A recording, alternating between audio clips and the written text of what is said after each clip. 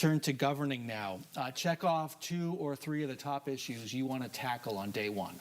Well, I've already said that on day one, I will call a special session to repeal the state's pre-Roe ban, the 1864 ban that criminalizes all abortion. That's, I know, in line with where the majority of Arizonans are in terms of making sure we have access to safe, legal abortion. But we have a lot of challenges to tackle, and we can't wait and just do one thing at a time. So the things that I was focused on the campaign, I think are the things that we need urgent attention on, addressing rising costs for Arizonans, fixing our neglected public education system, leadership on our growing water crisis. Let's go back to that special session, because I'm wondering if that's all for show. Do you really have the votes to repeal that Civil War era ban?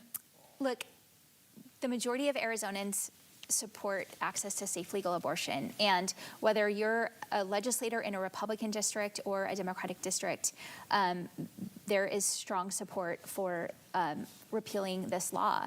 And if folks really want to learn the lessons from this last election, that Arizonans want bipartisan leadership to tackle these tough issues, protecting our fundamental freedoms is one of those. And if folks really want to represent their constituents, we should be able to come together on things like this. So you have one vote majority, Republicans have one vote majorities in the Senate and the House. Do you think you can flip 2 members, Republican members, in both chambers?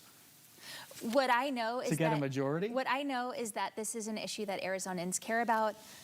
When we had that 2-week period that law was in effect, we saw all kinds of chaos, not just people who needed and had appointments for abortion, but other kinds of reproductive health care, or even health care that wasn't related to pregnancy, but medications that they weren't able to access.